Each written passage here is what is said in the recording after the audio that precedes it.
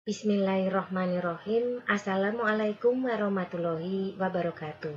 Bertemu lagi dengan saya pada mata kuliah Keamanan Sistem Komputer untuk kelas SKS 17-2. Pada hari ini, hari Selasa, tanggal 27 Oktober 2020. Pada malam hari ini, saya akan mengadakan responsi atau tes kecil untuk semua bahan materi yang sudah saya berikan sebelumnya. Nah, sebagai bahan untuk materi responsi pada malam hari ini, yang pertama kita mulai dari pengantar ya. Jadi kita akan melihat keamanan sistem komputer itu apa, pengertiannya, kemudian konsep keamanan komputer itu seperti apa. Kemudian menurut beberapa para pakar seperti John Howard, Goldman, dan lain-lain tentang pengertian dari keamanan komputer. Kemudian jenis atau tipe dari penyusup yang ada di dalam keamanan sistem komputer. Ya, ini macam-macam, ada the curious, the malicious, the high profile intruder, the competition, the borrowers, the leapfrogger. Kemudian beberapa pengamanan yang terdapat di dalam sistem komputer. Ya, jadi kita lihat di sini ada pengamanan fisik, ada pengamanan akses, kemudian ada pengamanan data, pengamanan jaringan, seperti itu. Nah, kemudian ada beberapa hal yang menjadikan kejahatan komputer itu terus terjadi dan cenderung meningkat. Ini juga dibahas di dalam pengantar.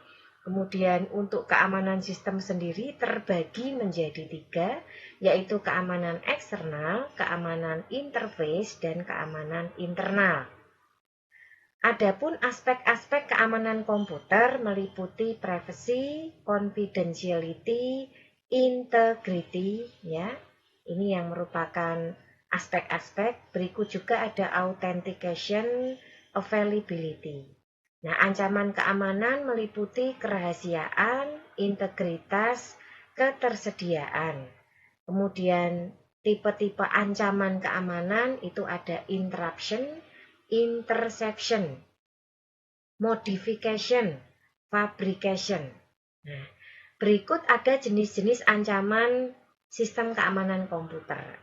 Ya, jadi ada backdoor trojan, bluejacking, blue snuffing, boot sector viruses, browser hijacker, chain letters, cookies, denial of service attack, dialers, document viruses, email viruses, internet worms, mobile phone viruses, page jacking, palm top viruses, parasitic viruses, phishing, ada spam, spoofing, dan lain-lain.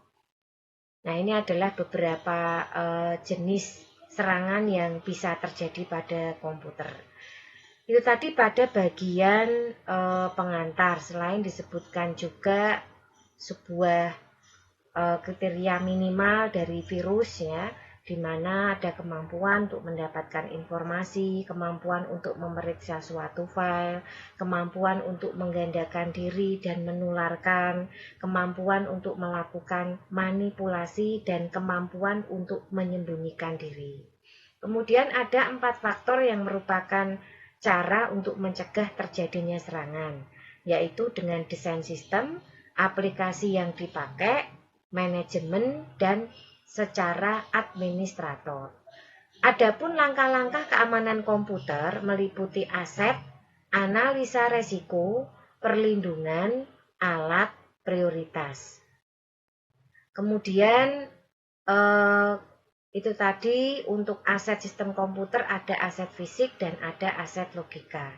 Ini adalah bagian pengantar yang mencoba memperdalam pemahaman kita tentang keamanan sistem komputer. Nah, berikutnya pada slide yang kedua ini mulai masuk ke social engineering, di mana pada social engineering ini kita mencoba untuk mengupas apakah pengertian dari social engineering itu, ya. Kemudian di sini titik lemah dari manusia yang bisa dimanfaatkan yang kemudian berimbas pada social engineering antara lain adalah rasa takut, rasa percaya, rasa ingin menolong. Ya.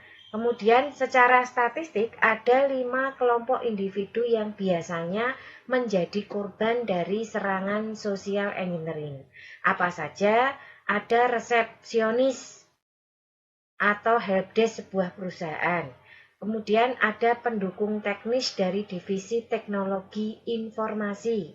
Ada administrator sistem dan pengguna komputer. Ada mitra kerja atau vendor perusahaan.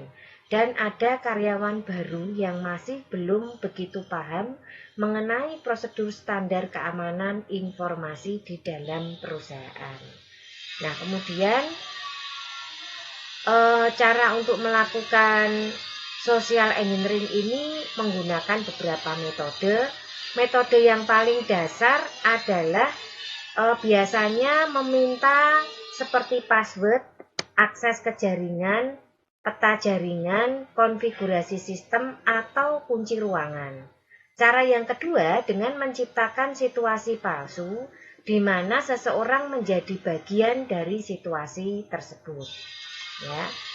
Nah, kemudian tipe dari serangan social engineering ini adalah biasanya peniruan identitas, menyamar sebagai orang penting, menjadi pihak ketiga, desktop support, ya, kemudian ada soldier stuffing dan dumpster diving. Kemudian ada juga menggunakan perangkat lunak komputer untuk mengambil informasi yang diinginkan melalui metode phishing, umpan, penipuan online, spear phishing, pretexting, scareware. Ya. Nah, bagaimana untuk mencegah social engineering tersebut? Itu diminta atau disarankan jangan membuka email. Tandai situs kepercayaan, kemudian gunakan autentikasi 2 faktor. Berhati-hati terhadap tawaran yang menggiurkan. Biasanya terjadi pada online ya. Berinvestasi dalam solusi keamanan yang efektif, super ringan, sangat penting untuk melindungi sistem dan data dari semua jenis ancaman. Terus update perangkat lunak antivirus atau anti malware. Edukasi. Nah, ini adalah cara-cara untuk mencegah terjadinya social engineering. Kemudian jenis cara kerja social engineering sendiri itu ada offline. Untuk offline sendiri ini ada namanya penetration testing. Ada eksploitasi VoIP dan bandit sign. Ya, secara online itu ada model instalasi malware, ada serangan yang ditargetkan, dan email yang sifatnya hoax. Kemudian hal yang perlu disarankan kepada beberapa orang atau bidang yang memangku kepentingan aset informasi ini adalah selalu berhati-hati dan mawas diri dalam melakukan interaksi di dunia nyata maupun internet. Kemudian organisasi atau perusahaan mengeluarkan sebuah buku saku berisi panduan mengamankan informasi. Kemudian belajar dari buku, seminar, televisi, internet, dan lain-lain. Pelatihan dan sosialisasi dari perusahaan ke karyawan, serta memasukkan unsur-unsur keamanan informasi dalam standar prosedur operasional sehari-hari. Nah, kemudian untuk selanjutnya, perusahaan atau organisasi yang bersangkutan perlu pula melakukan sejumlah usaha. Apa saja? Melakukan analisa kerawanan sistem keamanan informasi, mencoba melakukan uji coba ketangguhan keamanan, mengembangkan kebijakan, peraturan, prosedur, proses, mekanisme, dan standar yang harus dipatuhi, menjalin kerjasama dengan pihak ketiga, membuat standar klasifikasi aset informasi, melakukan audit secara berkala. Itu tadi dari social engineering. Nah, untuk berikutnya ada materi tentang kriptografi. Kriptografi sendiri kita lihat dari secara histori, kemudian tujuan munculnya ilmu kriptografi itu sendiri, pengertian dari kriptografi, kemudian menurut kronologi waktunya untuk ilmu kriptografi bisa dibedakan ada dua jenis, yaitu kriptografi klasik dan kriptografi modern. Nah, kemudian spesifikasi dari kriptografi klasik itu apa saja? Berikut contohnya. Kemudian spesifikasi dari kriptografi modern itu apa saja? Kemudian apakah persamaan antara kedua kriptografi jenis klasik dan jenis yang modern?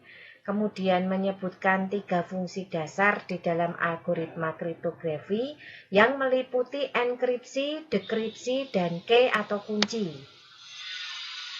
Nah, kemudian bicara sedikit mengenai algoritma kriptografi yang terdiri dari 3 bagian, yaitu algoritma simetris, algoritma asimetris, dan algoritma hibrida.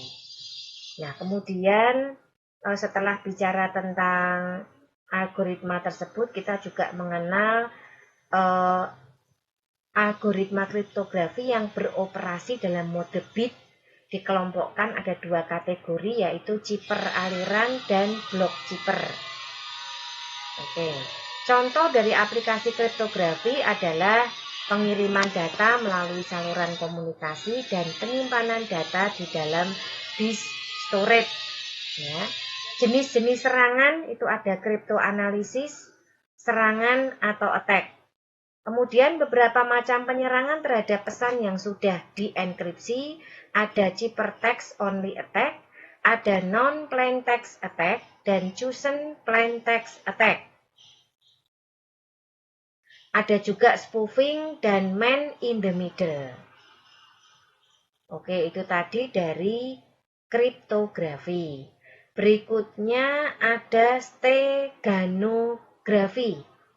Nah, kita lihat mulai dari pengertian steganografi itu apa, ya. Kemudian ada juga istilah injection, ya, substitution. Kemudian ada juga file generation, ini adalah istilah-istilah yang ada di dalam steganografi. Kemudian kita lihat fungsi dari steganografi, ya. Kita lihat ini membantu teknologi informasi, yaitu pekerjaan dalam menyembunyikan pesan. Kemudian merupakan ilmu yang mempelajari, meneliti, dan mengembangkan seni. Kemudian teknik ini juga sudah sering dilakukan untuk menyampaikan pesan rahasia. Adapun jenis file yang dipergunakan itu bermacam-macam, ya.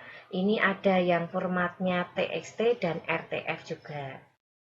Nah, kemudian ada penggunaan steganografi modern, antara lain ada modifikasi least significant bit, ada mask and filtering, dan algoritma kompresi dan transformasi, dan teknik pixel mapping yang dikenal dengan metode modifikasi red, green, blue atau RGB level. Nah, media yang dapat dipergunakan untuk menyembunyikan pesan dalam teknik steganografi ini ada teks, ada audio, ada citra atau gambar, dan video. Nah, itu tadi untuk teknik steganografi. Berikutnya ada lagi kita mengenal setelah steganografi itu ada key management. Nah, kita mulai dari pemahaman tentang pengertian dari key management, kemudian kunci kriptografi yang dikaitkan dengan key management, kemudian pemahaman tentang istilah seperti tombol asimetris versus simetris yang ada di dalam key management, kemudian jangka panjang versus penggunaan tunggal. Nah, kemudian jenis kunci yang ada itu ada kunci tanda tangan pribadi, ada kunci verifikasi tanda tangan publik, ada kunci otentikasi simetris, ada kunci otentikasi pribadi, ada kunci otentikasi publik, ada kunci enkripsi data simetris, dan kunci pembungkus kunci simetris. Ada kunci pembangkitan angka acak simetris dan asimetris. Ada kunci master simetris dan kunci transportasi kunci pribadi. Kemudian ada kunci transportasi kunci publik, Ada kunci kesepakatan kunci simetris, kunci perjanjian kunci statis pribadi. Ada kunci perjanjian kunci statis publik, kunci perjanjian kunci efemeral pribadi, dan kunci perjanjian kunci efemeral publik. Kemudian ada kunci otorisasi simetris, kunci otorisasi pribadi, kunci otorisasi publik. Nah, ini yang kita lihat istilah-istilah di dalam key management. Kemudian langkah-langkah manajemen sendiri itu meliputi ada pertukaran kunci, penyimpanan kunci, dan penggunaan kunci. Ya. Nah, kemudian ada protokol interoperabilitas manajemen kunci atau yang dikenal dengan istilah KMIP. Kemudian berikut ada manajemen kunci yang sesuai dengan KMIP itu yang seperti apa, ya. Kemudian kebijakan keamanan KMS sendiri seperti apa. Nah, ini adalah pemahaman dari manajemen K yang ada di dalam materi keamanan sistem komputer. Nah, berikutnya ada keamanan sistem jaringan. Ya, di mana pada keamanan sistem jaringan ini kita bahas mulai dari pengertiannya, kemudian fungsi dari keamanan sistem jaringan, tujuannya, kemudian elemen utama pembentuk keamanan jaringan itu apa saja. Kemudian bentuk-bentuk ancaman keamanan jaringan komputer itu dibedakan menjadi berapa jenis. Kemudian beberapa contoh bentuk ancaman jaringan komputer itu ada sniper, ada spoofing, remote attack, ya, hole, pricking, hacker, cracker, ya. Kemudian di sini kita juga bahas tentang metode penyerangan keamanan jaringan komputer. Kemudian tipe ancaman yang biasanya sering ditemui pada cyber security. Kemudian cara meningkatkan sistem keamanan jaringan itu ada beberapa, yaitu pengamanan secara fisik, pengamanan akses, pengamanan data, pengamanan komunikasi jaringan. Kemudian diberikan juga tips tentang keamanan jaringan, yaitu gunakan enkripsi pada akses nirkabel. Kemudian ganti alamat SSID, matikan fitur antarmuka router, gunakan antivirus dan lakukan backup. Ya. Kemudian klasifikasi serangan komputer sendiri itu ada keamanan fisik, keamanan data dan media, keamanan dari pihak luar, keamanan dalam operasi. Nah, untuk membatasi akses ke jaringan ini ada beberapa cara. Yang pertama membuat tingkatan akses, yang kedua mekanisme kendali akses, yang ketiga waspada terhadap rekayasa sosial, yang keempat membedakan sumber daya internal dan eksternal, yang kelima sistem autentikasi user. Nah, kemudian juga ada upaya pengamanan proteksi password, antara lain dengan salting, on-time password atau OTP, dan tantangan tanggapan atau challenge response. Ya, nah jadi ini adalah beberapa materi yang sudah saya berikan sebelumnya. Kemudian untuk soal responsi pada malam hari ini saya berikan ada 10 soal. Ya, silahkan dijawab dengan singkat dan jelas. Untuk hasil jawaban nanti baca petunjuk untuk mengerjakan soal responsi. Jawab soal responsi secara urut, jadi harus urut mengerjakannya. Soal dikerjakan dalam waktu 100 menit, jawaban diketik dalam Word, kemudian dibuat dalam format PDF dan dikirimkan ke Classroom pada saat responsi. Jadi tidak ada susulan ya. Kemudian jawaban diberikan identitas nama, NPM, dan kelas.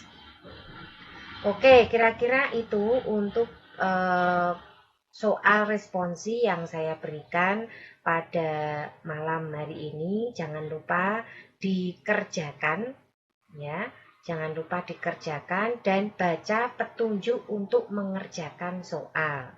Hasil jawaban nanti silakan dikirimkan di Classroom. Kita akan cek dulu Classroom untuk kelas SKS ya. Untuk kelas SKS 17.2.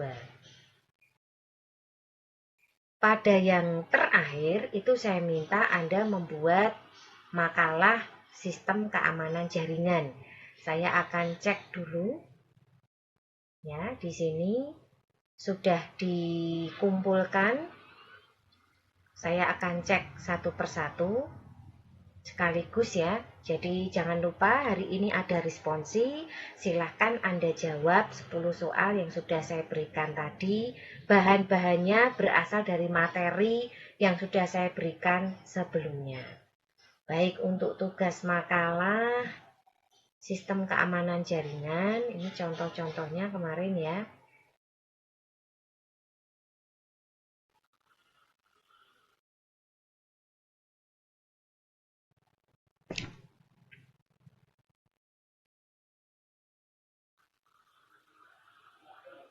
Oke, sudah ada daftar pustakanya, tapi belum ada. Oh, sudah ada ya untuk kesimpulannya juga. Jaringan mendapatkan celah keamanan pada jaringan wireless belum cukup tangguh. Ini contoh ya, kemarin soalnya itu kan meminta untuk membuat materi tentang keamanan, contoh-contohnya. Oke.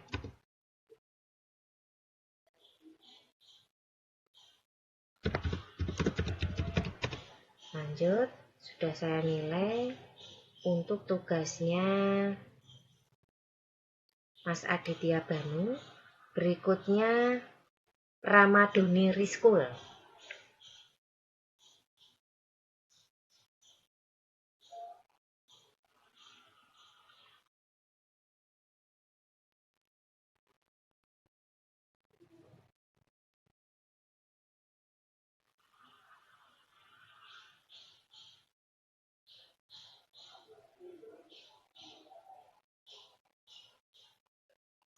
Oke, ini sudah ada studi kasusnya, kesimpulan daftar pustaka.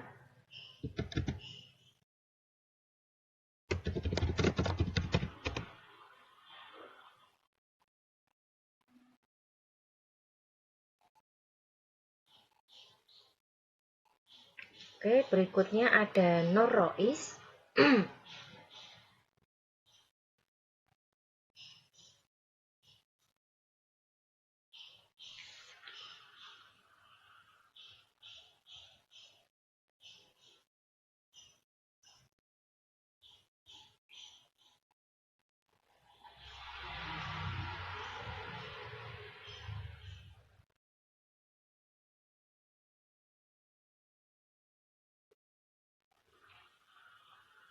Kesimpulan daftar pustaka.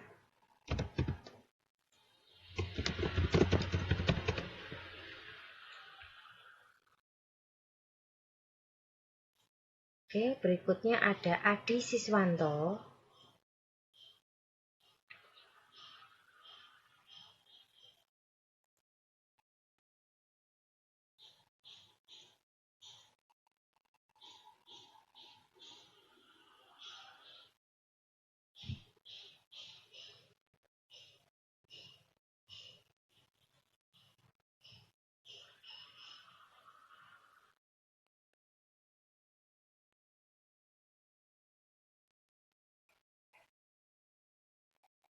Oke.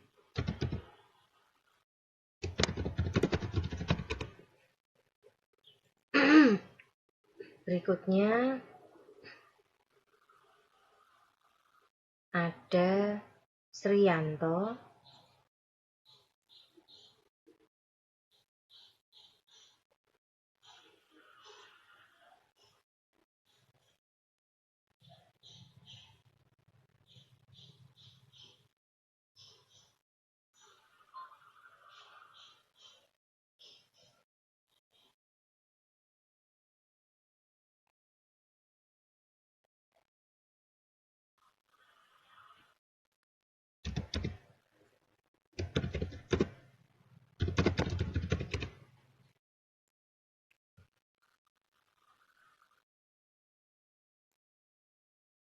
Berikutnya ada Muhammad Tatkikul Lubab.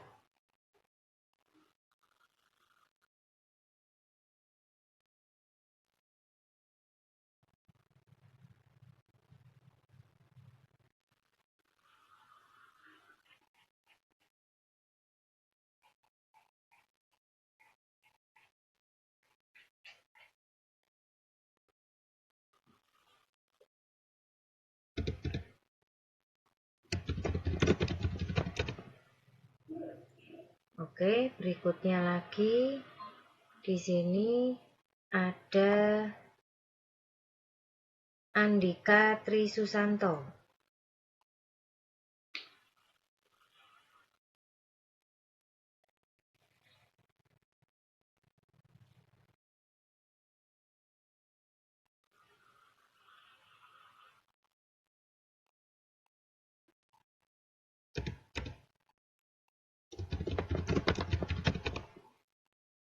Oke, jadi untuk tugas makalah sudah langsung saya nilai untuk kelas SKS 17.2. Jadi bagi yang belum mengumpulkan, ini ada Syarifuddin Ayubi, Eki Fredian, Ahmad Muhlison, Ahmad Syifa, dan Aprilian Wicaksono. Nanti untuk hasil responsi silahkan Anda kirim ke Classroom. Nah, sebelumnya saya siapkan dulu tempatnya, ya. Jadi di sini saya buatkan dulu